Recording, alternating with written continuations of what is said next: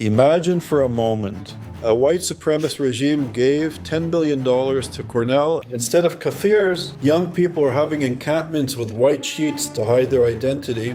We wouldn't tolerate the white sheets. But when it comes to kafirs and COVID masks, articulating the same ideas, rooted in the same ideology, the Muslim Brotherhood is connected to fascism and Nazism and the protocols. This is normalized. So this is not only anti-Semitism, it's a threat to our democratic principles.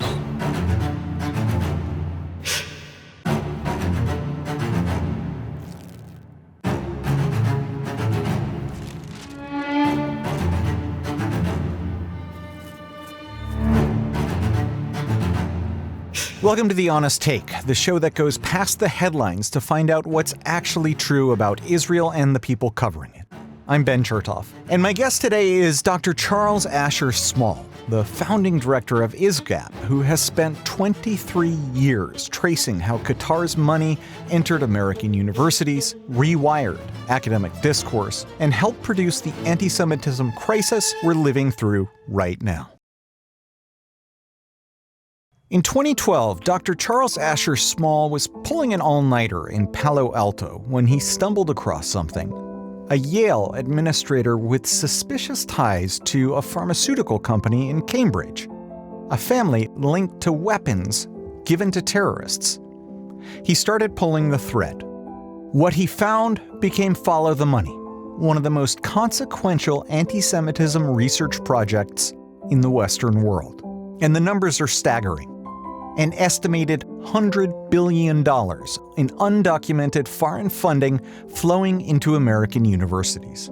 $10 billion to Cornell, over $1 billion to Georgetown, $1.3 billion to Texas A&M, with 13 research projects carrying potential dual use for nuclear purposes. Qatar, a country of 350,000 people, has a spiritual oath to the Muslim Brotherhood. Its money has quietly reshaped how an entire generation of Americans thinks about Jews, Israel, and the Middle East. And it isn't only higher education. There's the Brown University K-12 curriculum, used in over 8,000 American schools, that erased Israel from the map and rewrote Middle East history for children. There are the professors who argued 10 days after October 7th that the massacres were morally justified. And then there's the new mayor of New York, who founded Students for Justice in Palestine at Bowdoin College. The ideology filters down. It always has. Dr. Charles Asher Small explains how and what we can do about it. He co-founded ISGAP, the Institute for the Study of Global Antisemitism and Policy, in 2003 alongside Elie Wiesel. Last year, ISGAP played a direct role in getting the Muslim Brotherhood designated as a terror organization by the United States government. Dr. Charles Asher Small, welcome to The Honest Take. I'm honored to be here. Thanks for having me.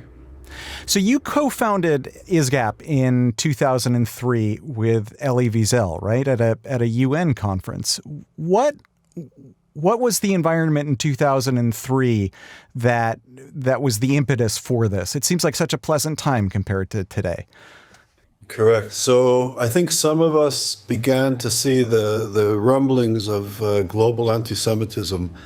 Professor Elie Wiesel with Kofi Annan hosted a major conference at the UN in 2002 on the reemergence of anti-Semitism. I remember being with Professor Wiesel in the Canadian Parliament in 2003. And he said in 2003 that he was never so concerned about the rise of anti-Semitism in 2003 as he was at the end of the Holocaust. And he said that we were living in a time of great urgency. And he stopped and he corrected himself and he said, we're not living in a time of great urgency, we're living in a time of a great emergency. And this is Professor Elie Wiesel, Nobel Prize winner, professor, scholar, philosopher, survivor, witness to the Shoah. And he was saying in 2003, we are living in a time of an emergency. And we know now from 2003 to 2026 that this is really a time when we really need to understand what's hitting us, to understand what's causing this problem, and to develop strategies on the cause, not simply the symptoms. And I think it's incumbent on all your listeners, for our community, for people of goodwill who believe in democratic principles, to really understand the source of the problem and fight against it effectively. What do you think he would think about Mamdani's New York City these days? I don't want to speak for Professor Elie Wiesel, the great Elie Wiesel, but Elie Wiesel was a man of profound wisdom and dignity, and I think he would call it for what it is. And I think we as a community really need to understand who Mayor Mamdani is. And the tragedy is that so many young Jewish people voted for him. Not just young, but many people in our community voted for him. And I think we don't understand what's happening to us. We don't understand what is threatening our community or our democratic principles. Mr. Mamdani established SJP, Students for Justice in Palestine, at Bowdoin College. For years, Jewish organizations on campus were imploring Jewish kids to go and have Shabbat dinners with SJP, to make rapprochement with the SJP students. But we didn't take this time to understand who SJP is. We don't take the time to understand who our enemies are. SJP comes out of AMP. AMP are American Muslims for Palestine, which is a Muslim Brotherhood entity. SJP has the same ideology as the Muslim Brotherhood. What is the Muslim Brotherhood? Our community needs to be fluent in understanding the minds of our enemy. The Muslim Brotherhood started about 100 years ago in Egypt. It's a fusion of the perversion of the great religion of Islam with an amalgamation, a fusion with genocidal European anti-Semitism. The Muslim Brotherhood takes the protocols of the elders of Zion. As Professor Elie Wiesel said, the Holocaust did not begin with the crematoriums and the railroad tracks. It began with words and ideas. The very words and ideas, and I'm saying this very deliberately, the very words and ideas that led to the Shoah, to the systematic extermination of the Jewish people, the protocols of the elders of Zion, is the core element of the ideology of the Muslim Brotherhood. It's their raison d'etre. They take European anti-Semitism and even Nazism and fuses it with this perversion of Islam, and this is a core element of their ideology. It's not the military wing or the radical wing. If you look at the Hamas Charter, for example, which is the Palestinian chapter of the Muslim Brotherhood, they basically plagiarize the protocols of the elders of Zion as their constitution. So this is what we're up against. And in this moment of sort of a red-green alliance of the radical left and the radical Islamists fighting Western American hegemony or European hegemony, there's this bizarre coalition of the radical left and radical Islam, diametrically opposed on so many issues, united when it comes to Israel and their hatred of Jews. Why do you think this is that so many in the West don't understand? I mean, they can recognize a Nazi as bad, but when that same ideology is transmuted into the Muslim Brotherhood, into an Islamic shell, it seems to get missed. Why do you think that is? Is that intentional? I don't think it's intentional. As my colleague David Harris, who's the vice president of ISGAP for Global Affairs, the former head of the American Jewish Committee and one of the most distinguished Jewish diplomats in the world, he argues that we have a failure of imagination. And we can't fight the wars of 80 years ago. We have to fight the war against the Jewish people today. And the war against the Jewish people today of radical political Islam is basically a war against democratic principles. It's not just anti-Semitism. They're using anti-Semitism as a vehicle to destroy the West, to destroy the United States, and to destroy democracy. So, for example, we have to know the minds of our enemy. This is the key strategy in this war against the Jewish people. And we are in a war there is a war against the Jewish people. 50 years ago, the strategic goals of the Muslim Brotherhood was to make Israel, create distance between Israel and the United States, to alienate, weaken, and destroy Israel. That's the little Satan. And this is 50 years ago. The Muslim Brotherhood stated as a strategic goal is to then use anti-Semitism as a way to fragment and weaken and destroy the great Satan, the United States of America. And for 50 years, the Muslim Brotherhood and their proxies and their foundations and their institutions have mastered and understand our language, our culture, our systems of governance, our education system. They've mastered their enemies. And we in the West, I think maybe because of our arrogance or even our racism, perceive people like the Muslim Brotherhood, people in the Middle East as sort of backwards and primitive, and we don't speak their language. But we know that if we're nice to them, or if we do this, if we do that, everything will be okay. So I think one of the messages we have to do, especially to young people, is know the mind of your enemy, read their literature, understand their philosophy, understand their worldview, understand their strategic goals, understand their perception of us, not just our perception of them. We have to be fluent in their language, in their culture, and in their worldview in order to fight back effectively and efficiently. You focused a lot of your attention on the Muslim Brotherhood influence in U.S. higher education. When you started the Follow the Money project in 2012, what were you setting out to prove? What was your hunch? And then what did you actually find?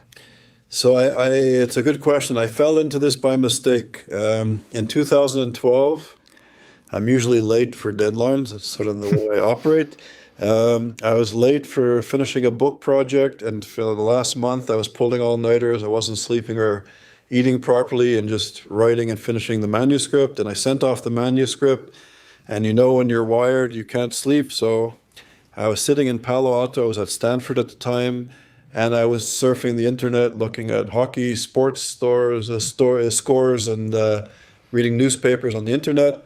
And I came across an email of a professor, a vice president at Yale University, who was very antagonistic and I would consider anti-Semitic. And I Googled him. I came across an old email and Googled him. And I found out he worked for a pharmaceutical company in Cambridge, Massachusetts. So I Googled the pharmaceutical company in Cambridge, realized it was owned by the Ben Mahfouz family, Googled the Ben Mahfouz family, and I saw that President Clinton ordered a strike on one of their chemical factories in Sudan because that factory was giving weapons to radical Muslims and terrorists. And I started Googling. I found foundations and banks giving money to Yale and to Harvard. And in about an hour, I found this whole network.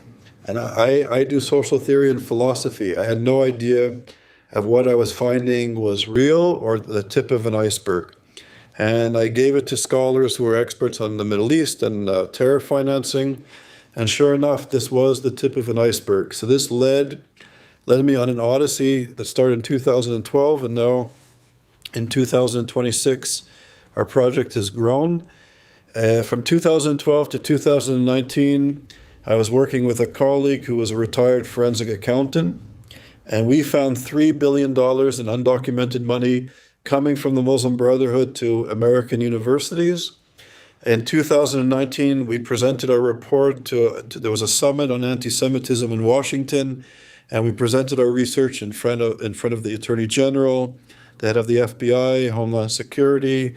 It was sort of a top-tier 100 civil servants in Washington met at this summit. And after our presentation, the first Trump administration launched a federal investigation into illegal foreign funding of American higher education. Within months, they found $18 billion in undocumented money. And when the Biden administration was brought to power, they called off the investigation.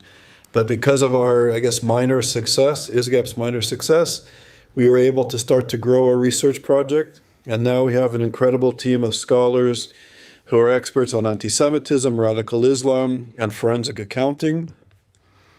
And we have an incredible strategic public relations team.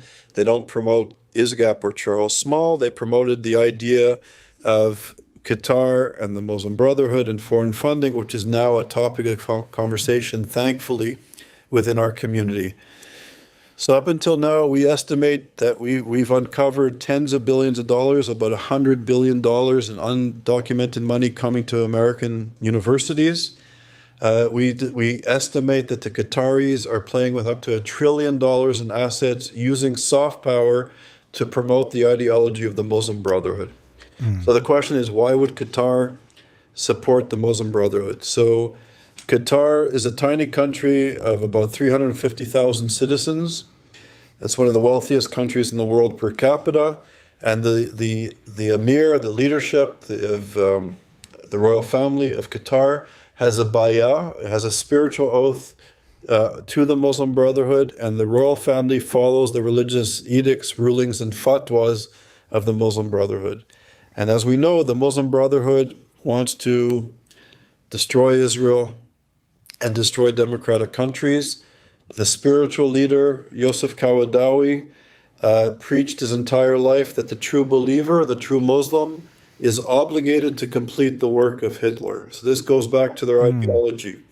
And they have used soft power to enter into Western education, into our media, into our legal culture, public relations, and they've mastered our culture, and they're very sophisticated and effective in using soft power to promote their ideology. And Yosef Qaradawi, by the way, who preached his entire life that the true believer must complete the work of Hitler, this is the character that helped start Islamic studies at Oxford University, my alma mater. So welcomed by the British establishment, by Corbyn, by Ken Livingstone, the former mayor of London, by George Galloway, and the establishment of Oxbridge, taking money from before 9/11 the Saudis and after 9/11 the Qataris to promote the ideology of the Muslim Brotherhood.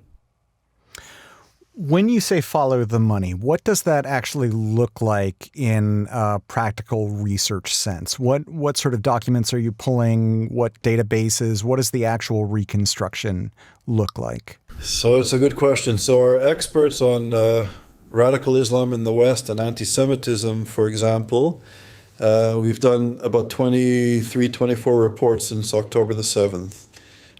One report that we did was, for example, on Texas A&M. So after, many searches and going up dead ends, we finally found the contract between the Qatari regime and Texas A&M. In the contract, we found that Qatar gave $1.3 billion with a B to Texas A&M. That was not disclosed as required by law in the United States. And in the contract, there were 504 research projects on an array of academic issues. And Texas A&M gave, which is very unusual, all of the intellectual property rights to Qatar. In the 504 research projects, we found 58 projects had dual use for military purposes and 13 dual use for nuclear purposes. After our report was published, within a few weeks, Texas A&M decided to close their campus in Qatar. So we use open source material. Everything we find is, presentable in a court of law. It's all legally obtained. And we, through our sophisticated capacity, our forensic accountant and terror finance experts, and our experts on anti-Semitism and radical Islam, were able to sort of stitch together our reports. We found over $1 billion in unreported money from Georgetown, from Qatar. Georgetown is the most important intellectual hub of Muslim Brotherhood academic activity, and it also contributes to the most important diplomatic training program at Georgetown, the most important in the United States, if not the Western world, funded by the Qataris, by basically the worldview of the Muslim Brotherhood. So, and these are all open source. We found $10 billion going to Cornell University, for example. So our reports use open source, and we're creative in our ways to get this material.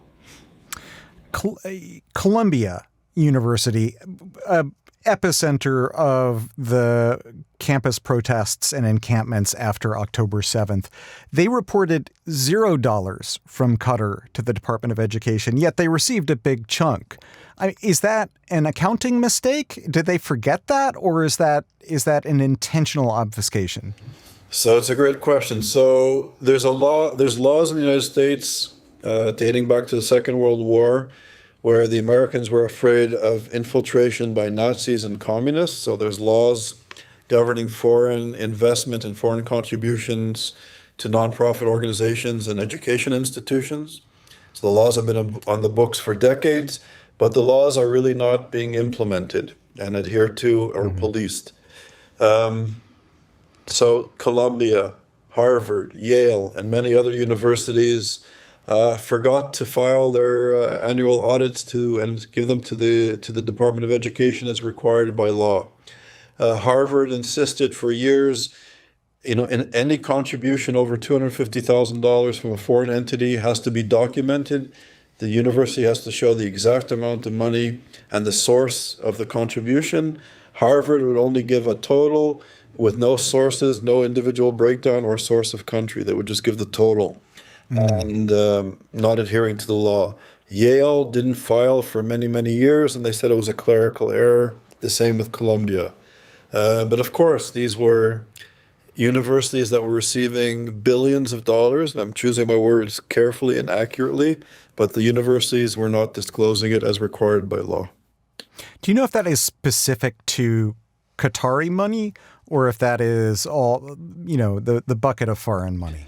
I think I would say it's a bucket of foreign money. I think universities, by the way, one of the most powerful lobbies in Washington are higher education. The universities have a strong presence in DC and lobby for their agenda. And I think their agenda is basically the free flow of funds, of money, of students and of their faculty to operate unimpeded by government regulations. So they want to receive as much money as possible from any entity without any oversight. And they want their scholars to travel anywhere in the world to do their research, and they want foreign students to come because foreign students pay higher levels of tuition, and it's an important source of income for many universities. So they don't want to be regulated, and higher education is really, in many ways, the last part of the American economy that's highly unregulated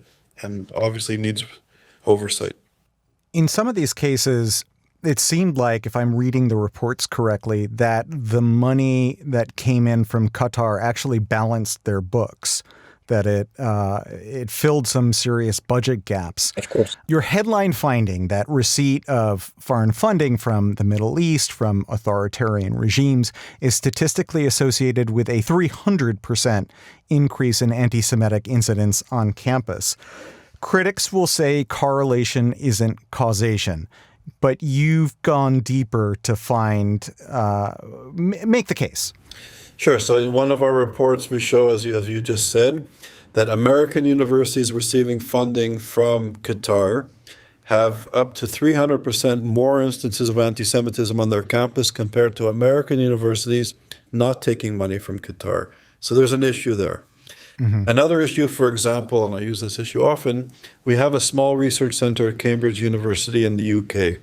And our total budget there is it's a small center. It's about $400,000 to $500,000 a year, relatively small. But we have very good relations with Cambridge, and they've been supportive and open to what we're doing. We have a postdoctoral training program. We have wonderful scholars looking at contemporary anti-Semitism from a very high-level scholarly perspective as demanded by a university like Cambridge. I know, and my colleagues at Cambridge know, if they would insist, for example, that we take a scholar who calls for the destruction of Israel, or a scholar that says, that it's a fabrication that Jewish people or Jewish culture has any connection to Jerusalem, mm-hmm. we wouldn't accept it. And if it was forced upon us, we would leave, and we would leave with our money. But we're a small center, so we have a little bit of soft power, I'd say. Mm-hmm. Can you imagine, Ben, if I came to Cambridge with $10 billion, with a B, dollars, mm-hmm. and said to Cambridge, I want to open a hospital, I want to open environmental studies programs, I want to hire 100 professors and scholars. Could you imagine how much soft power I would have and how the red carpet would be laid out for me? This is what happened at Cornell University. We discovered $10 billion that the Qataris were giving to Cornell unreported. So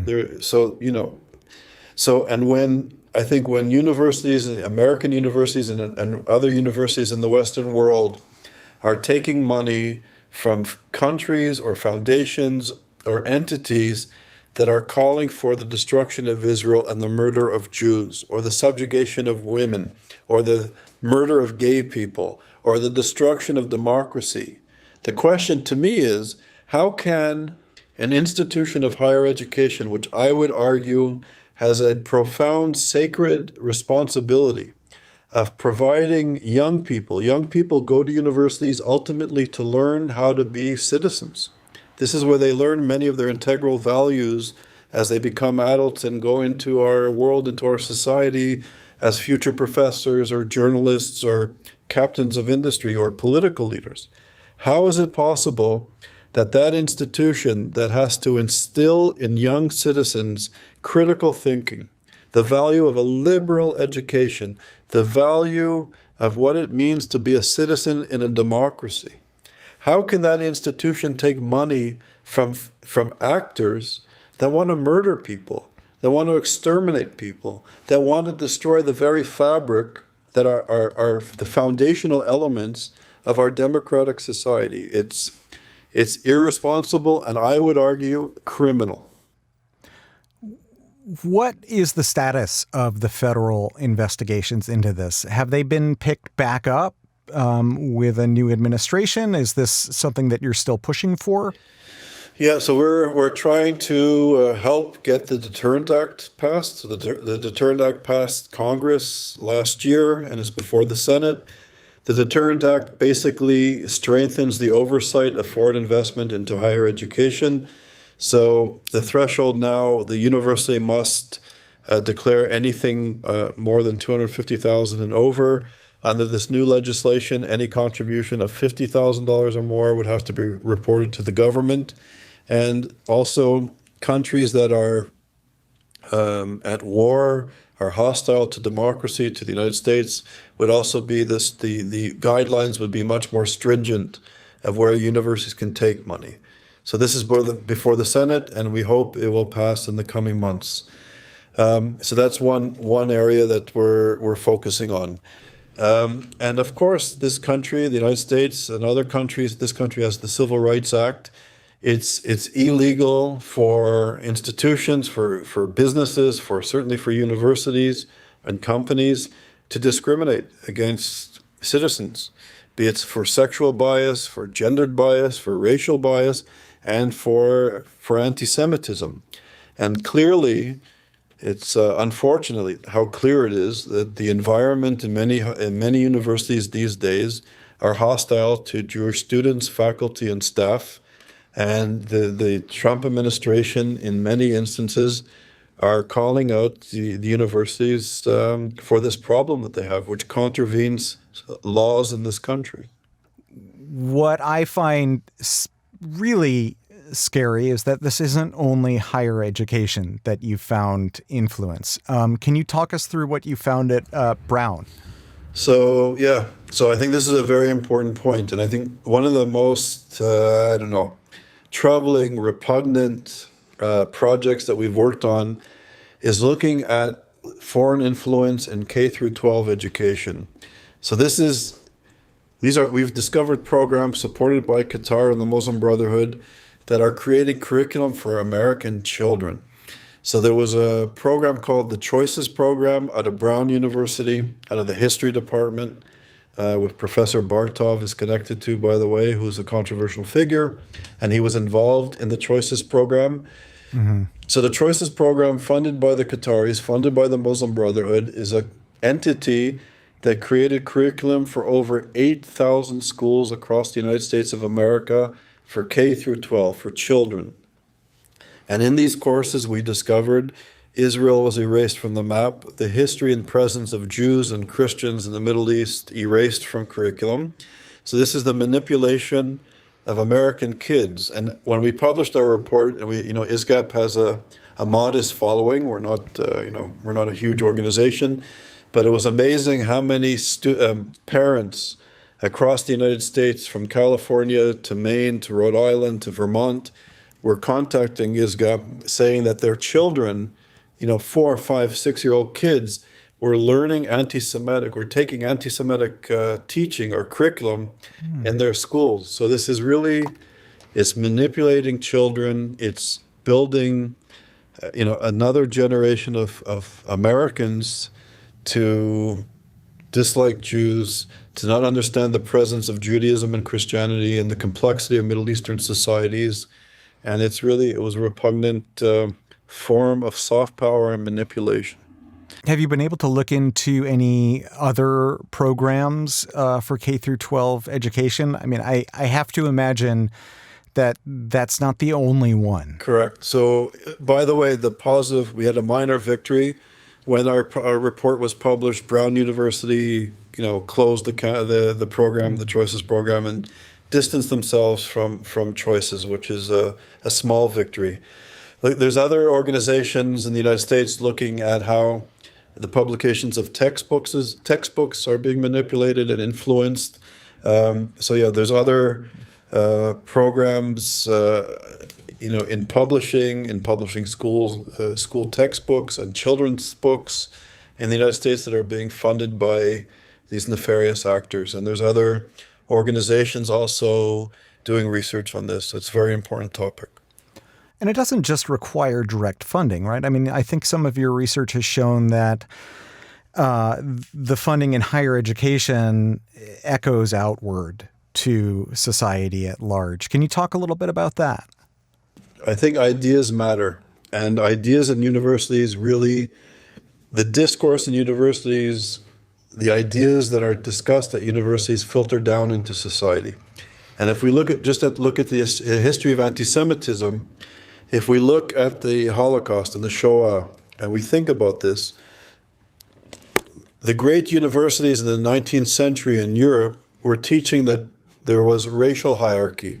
White people were superior, black people were inferior, and that Jews were racialized. This is the best theologians and scholars of biology and eugenics and so forth.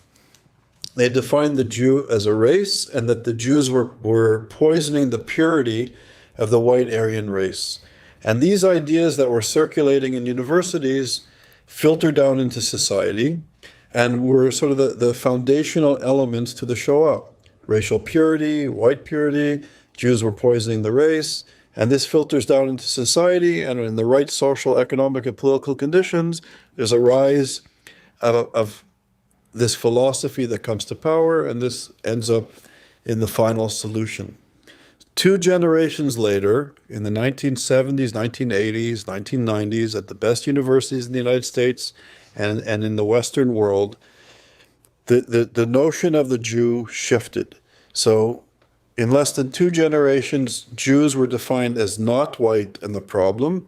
And today at the best universities like Columbia and Oxford and Cambridge and Harvard and Yale, Jews are perceived and constructed as white colonialists, as supporters of apartheid, of occupation.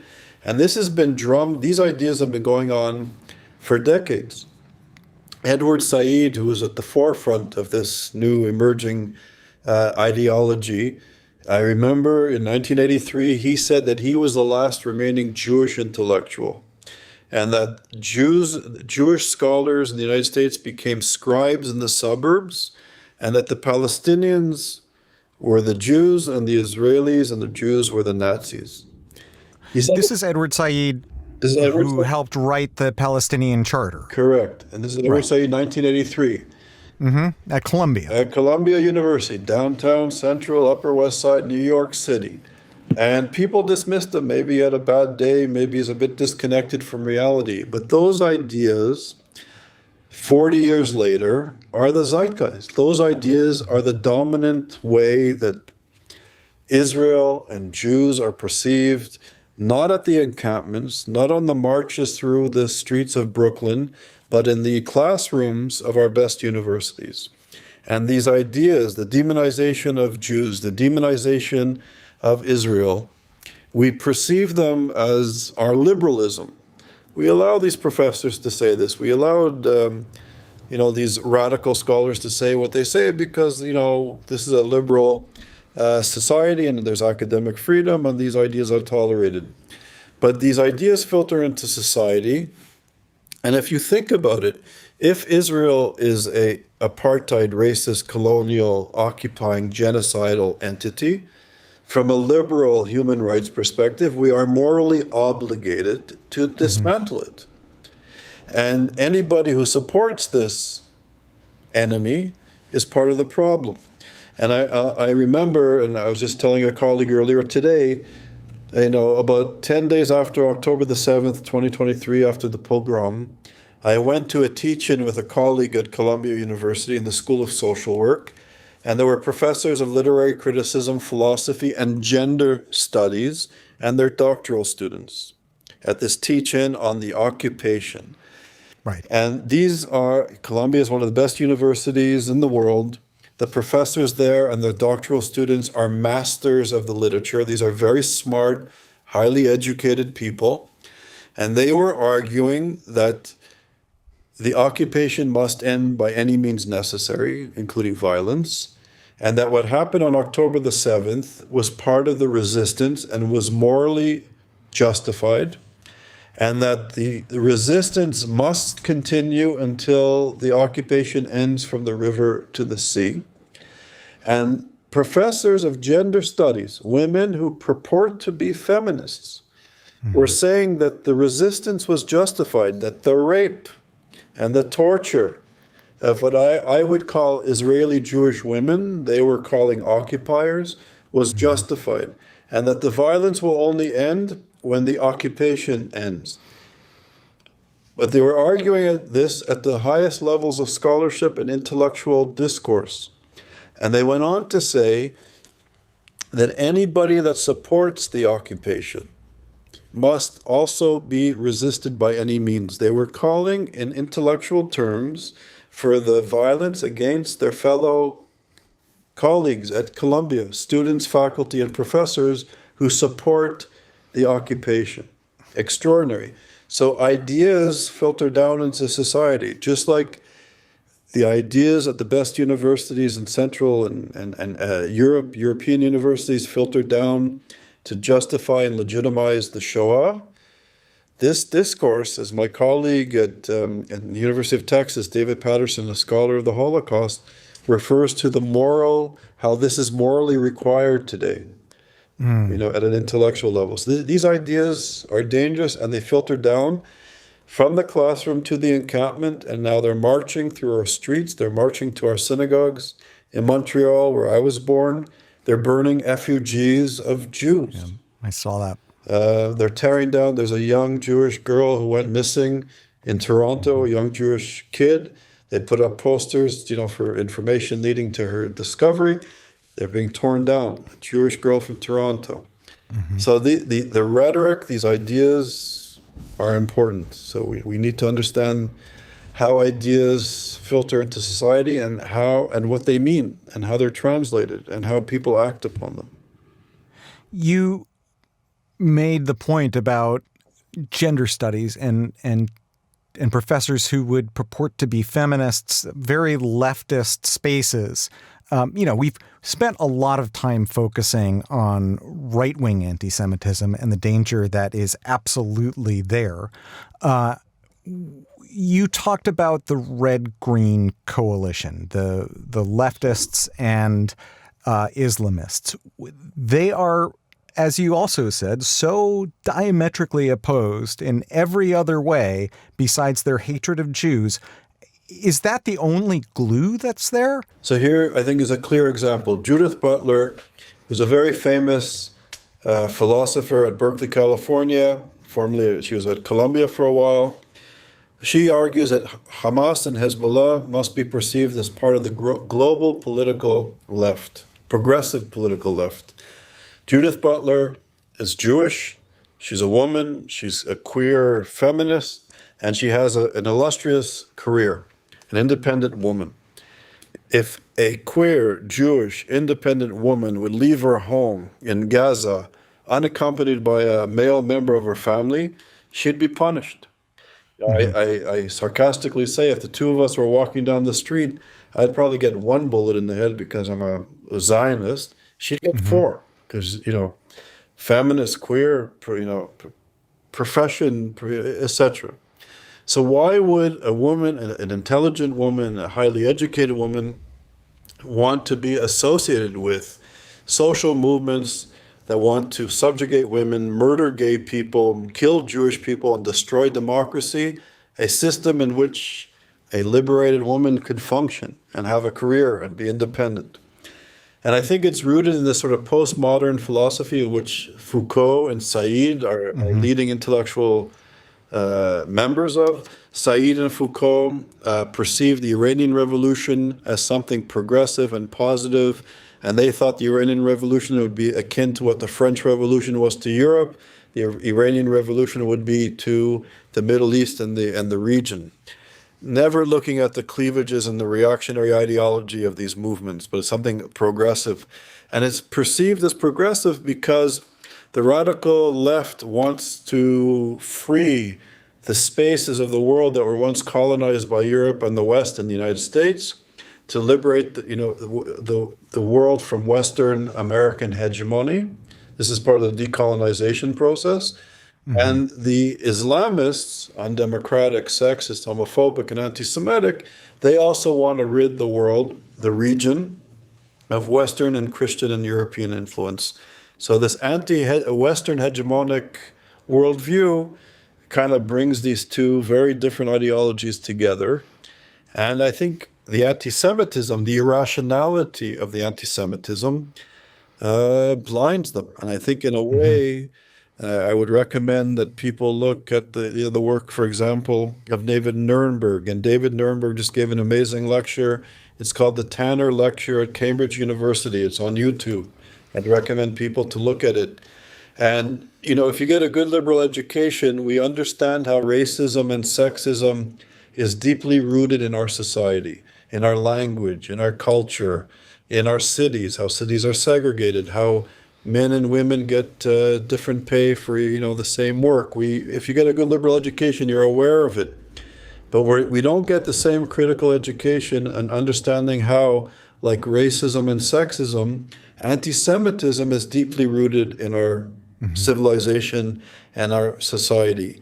And old views rooted in some Christian thought and in Muslim thought influenced, as David Nuremberg would say, Enlightenment thought, Enlightenment philosophy, and the perception of the Jew and their connection to the land or to their connection to the Messiah are deeply problematic in some ways in Christian teachings and Islamic teaching, and those ideas run deep.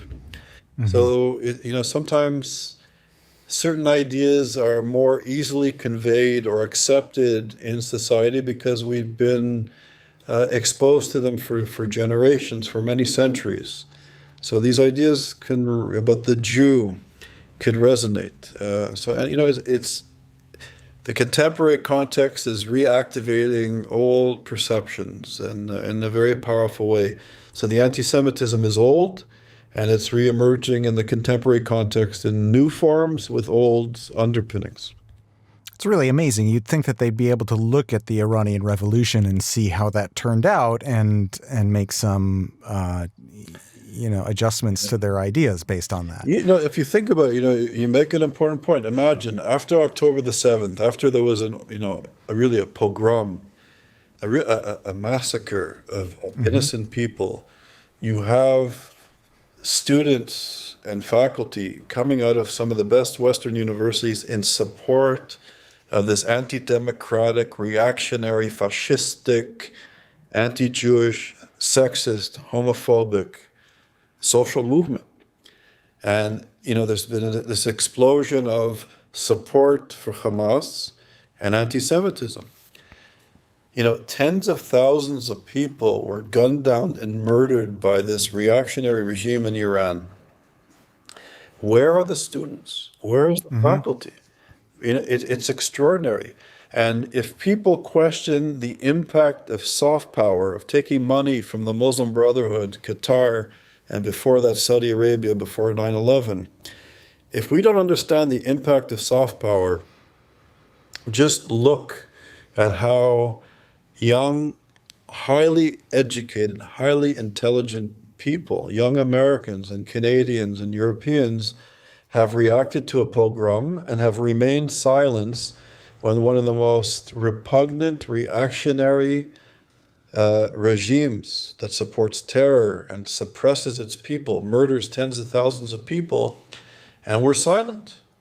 We are largely silent. And our political leaders only talk about the cost of a gallon of gas when, the region is really being threatened by this tyrannical ideology. I keep on thinking and wondering, if October 7th had been perpetrated by people with, instead of a crescent, a cross, the reaction in the U.S. universities would have been diametrically opposite. Same exact philosophies as the radical right Christians. Yeah, yes, I really agree. Think about it for a second. So we have soft power. We have billions and billions of dollars coming from Qatar that has a spiritual oath to the Muslim Brotherhood, coming into our best universities. And after October the 7th, we have people in kafirs wearing COVID masks, hiding their identity, physically threatening Jewish members of their university community, and articulating some of the most repugnant, anti-democratic, hateful ideology. This is acceptable. Mm-hmm. Imagine for a moment if a country like Nazi Germany or apartheid South Africa that believed in a racialized hierarchy of white supremacy were giving billions of dollars, let's say $10 billion like the Qataris gave to Cornell. A white supremacist regime gave $10 billion to Cornell, and instead of Middle East studies, they supported a center of eugenics, a center of biology, a center of reactionary theology. Instead of kafirs, young people are having encampments with white sheets to hide their identity, and professors of eugenics and biology and theology were doing workshops in the encampments to support the white-sheeted students that were calling for the removal of African Americans and Jewish Americans from their midst. With our lens of 2026, we put on these glasses, we wouldn't tolerate the white supremacists and the white sheets. But when it comes to kafirs and COVID masks, articulating the same ideas, rooted in the same ideology, the Muslim Brotherhood is connected to fascism and Nazism and the protocols. This is normalized. So this is not only anti-Semitism, it's a threat to our democratic principles. Beyond higher ed in the U.S. and beyond education in general, where else is this money landing? Think tanks, NGOs, Tucker Carlson's bank account? Yeah, so definitely the media. Qatar supports Al Jazeera, which in some countries has been labeled as a terror organization and directly supporting the Muslim Brotherhood. It's operating freely in many Western countries, including the United States. It should be, I think, banned because it's a Muslim Brotherhood mouthpiece. Qatar is also, they had a program training students of journalism at Northwestern University. Qatar just signed an agreement with CNN, so they're investing heavily in the media of record, which is having an influence. They're heavily involved in social media, and that's a whole other realm of misinformation and dangerous ideas that are being peddled as truth. They're invested in hedge funds and banks. They're buying, they're in the private sector. They're really using soft power as a way to influence Western democratic societies. And they know higher education in particular. If you influence higher education, in a generation, you've influenced the society as a whole. Ideological capture, JVP. I've heard you talk on another program about JVP's funding and where it comes from. That group has, for me, always been the most perplexing group of people. Where does their money come from?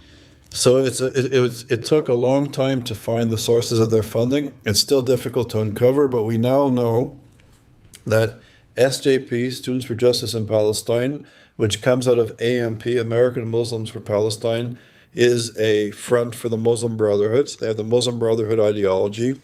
They basically created and supported Jewish Voices for Peace. They, there's a Professor Bazian, who's one of the founders of SJP.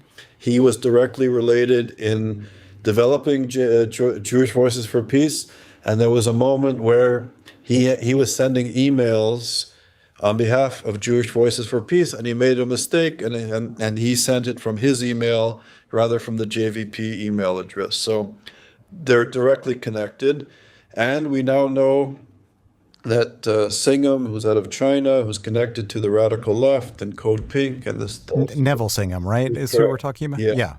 That they're also involved in supporting SJP and JVP. So it's a network of the radical left and the radical Islamists working together to delegitimize the Jewish connection to the land of Israel. And, they also use the technique. Saul Alinsky, who was a great community organizer, argued that you take your enemy and you bring 20% close to you and you push the 80% away to delegitimize them. And this is what they're doing very masterfully. They're taking, kind of unsuspecting, uneducated young people, and they're manipulating them effectively. It's extraordinary. JVP, a lot of them are not uneducated in the general sense. I mean, these are very smart people. Is the ideological capture that complete, or do you think a lot of the JVP people, at least at the higher ranks, know what's going on under the hood?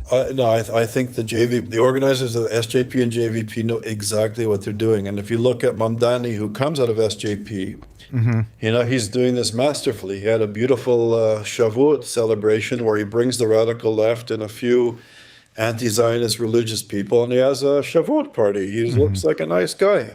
But, he's delegitimizing and demonizing Israel at every opportunity that he can. And in doing so, really, I would say, increasing anti-Semitism in New York and across the United States in a very dangerous way.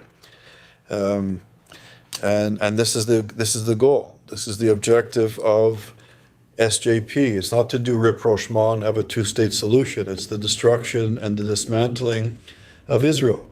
And from an Islamist perspective, the self-determination of the Jewish people is not acceptable from a radical Islamist perspective. A Muslim has to be higher than a Jew or anybody else. And the Jews are the only other with self-determination in the region. And even if Israel was the nation state of Tel Aviv was all of Israel and all the other land was ceded, the fact that in Tel Aviv, men and women, straight and gay people, Jews, Christians, and Muslims would be equal is not acceptable to political Islam, to radical Islam. And this is the ideology at work here. I've also heard you say elsewhere, that not every Muslim is Muslim Brotherhood adjacent or influenced. Mamdani, does he know what's going on? Absolutely, he knows what's going on. This is a very smart, sophisticated, highly educated young man. His father is a serious professor at Columbia University. His mother is one of the most acclaimed filmmakers in the Western world. Very, this is the creme de la creme of the Upper West Side intellectual environment. Of course he knows what he's doing. He's out to delegitimize and dismantle Israel. And anybody that supports that entity is his enemy. And he's clear. He understands what we're doing. The tragedy is our community doesn't understand. Our community doesn't understand the causes of anti-Semitism or who our enemies are and what their agenda is. And in a way, we have to commend Qatar and the Muslim Brotherhood because they master European languages. They master our political system. They go to our universities. They understand our culture. They understand our way of life. They've mastered it. We in the West, we in our community, don't speak Arabic. We don't understand the difference between, as you say, the Muslim Brotherhood and other manifestations or forms of Islam. To us, they're people out in the Middle East, maybe in the desert, and if we're nice to them, of course, they'll be nice to us. We have to respect our enemy. We have to understand their language, their worldview, their ideology, and their strategic goals. This is the basic element of either coexistence or fighting back and fighting against the anti-Semitism and the delegitimization, not just of Israel, the delegitimization of American Jews in America. This is what's at stake as we speak. They're marching in our communities. We have to wake up. And you also said something extraordinarily important. We have allies. In the Middle East, the Muslim Brotherhood in many countries, Al Jazeera in many countries are banned. Moderate Muslims understand the danger, the catastrophe of the Muslim Brotherhood and radical Islam. In Saudi Arabia, in the United Arab Emirates, in Jordan, in Bahrain, there's other countries where they understand what's at risk. They understand the damage that this ideology does to their community, to their mosques, to their institutions, to their general society. Recently, I was speaking to an ambassador from a Middle East country, and I was saying, we should have a big conference about radical Islam, and I would love to do it in your country. He laughed. He said, why would you do it in our country? We understand the problem. We deal with the problem. We should have it in Europe or in the United States because they still don't understand the threat that it poses to democratic countries. And so in a sense, and this is what we've done in our research, there's three centers of the Muslim Brotherhood. Qatar is the money.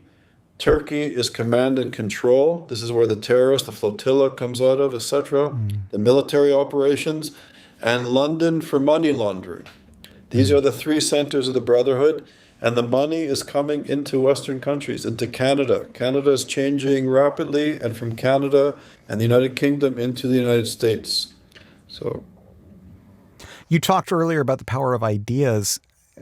Radical Islam is an idea. How do we combat this? It's a great question. I think we've combated successfully ideas and ideologies that were ultimately anti-human. We fought against communist totalitarianism with success. There's still communists in the world, but the Soviet Union and many communist countries have collapsed. Fascism, at its height, was a very powerful global movement. Nazism and fascism had great success. It was defeated. Yes, there's still fascists around, but they're weak. The ideology of radical political Islam, of the Muslim Brotherhood, it's a powerful ideology. We have to understand the ideology and fight it intellectually, and fight it kinetically. And also, Israel is doing an amazing job of fighting these entities in the kinetic warfare. It's extraordinary that what Israel has done in the last 2 or 3 years, with Hezbollah and Iran, the amount of ingenuity, creativity, patience. I don't understand kinetic warfare. I just read what I see in the newspapers. It's extraordinary when the Jewish people are focused and driven what we can accomplish. The Eighth Front in this existential war against the Jewish people, we have ignored. We've turned a blind eye for 4 or 5 decades. Only now, I think we're beginning to show up on the battlefield. Groups like Honest Reporting, and there's a small ecosystem of groups in the United States and around the world fighting anti-Semitism, fighting radical Islam, fighting for democracy. I think there's an awakening, and yes, we have to fight on the kinetic battlefield like the United States and Israel and its allies in the region have done with Iran and other nefarious actors, but we have to take the battle of ideas also very seriously, because ideas matter and they filter into society, and it's a powerful enemy. But I think if we focus and we understand the threat and understand the enemy, understand the ideas of the enemy, understand what's hitting us, understand when we take a course at Columbia University or at Harvard University and a professor is espousing certain ideas, we should understand how to confront them, how to understand where it's coming from, what the roots of these ideas are. So understand it intellectually, understand how these ideas are permeating education, social media, and other sectors of our society. And as we become aware, we'll find ways to really address the problem, not the symptoms of the problem.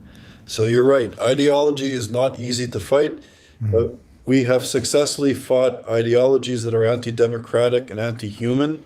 And I know if we focus and we're creative, like our little ecosystem, we can be successful. We have no choice but to be successful. What's next for ISGAP? Where are you looking? What is your next area of concern? So there's a lot of areas of concern, as you know, as your colleagues at Honest Reporting know. We have two major reports coming out on Canada, on the entryism of the Muslim Brotherhood in Canada, and also Hezbollah and the IRGC in Canada, two separate reports, which are going to be powerful. We have a major report coming out on the UK and the entryism of the Muslim Brotherhood in the UK, and some reports on South Africa. And I should say, we did a major report in November 2025, and we launched it in November, and it was looking at the entryism of the Muslim Brotherhood in the United States. 2 weeks after our big event in Washington and the launch of this groundbreaking report, the American government signed an executive order designating the Muslim Brotherhood as a terror organization. So how do you defeat an ideology? 18 months ago, several colleagues at ISGAP said, we're going to ban the Brotherhood. Many people within ISGAP and many more people beyond ISGAP thought it was ridiculous. How do you ban an entity with no address? How do you ban an entity in a country where you have the First Amendment rights and freedom of speech and, political freedom? It's impossible. And we decided we were going to try to do it. And we decided even if we fail, we'll create awareness of who the Brotherhood is and what their ideology is and the dangers of the Brotherhood. We worked hard for 18 months pushing this, doing research, launching the report, lobbying in Washington. And through hard work and a little bit of luck, being at the right place at the right time, we played a significant role in getting the Brotherhood designated as a terror organization by the U.S. government, which has all sorts of major international ramifications. So now suddenly Canada and Western European countries and other countries are paying attention to what the Americans think, because if they're harboring terrorists, they're going to be in trouble with the United States. So here is a small example. ISGAP is a small entity. We have a small budget, like many other groups in our ecosystem, and we managed to do something that was really outside the box and many people perceived as impossible. We've taken a big step forward, and I think with hard work and dedication and creativity and perhaps more luck, our ecosystem will succeed. But we must be bold, we must think outside the box, and we must be tireless. Where can people find out more? Please come to our website at www.isgap.org. We have a website. All our publications are available for free. And also we're developing a small social media presence as well on Twitter and Instagram. Not Twitter, X, and Instagram and Facebook. And now on your podcast at Honest Reporting. Outstanding. Dr. Charles Asher Small, thank you so much for joining me. Thank you. It's an honor. Thanks. When Elie Wiesel helped found ISGAP in 2003, he said we were living in a time of great emergency. That was 23 years ago, before the encampments, before October 7th, before the mayor of New York was a kid at Bowdoin, starting a chapter of SJP. Wiesel saw it coming because he'd seen it before. What Dr. Charles Asher Small has spent the last 2 decades proving is that the emergency didn't arrive by accident. It was paid for.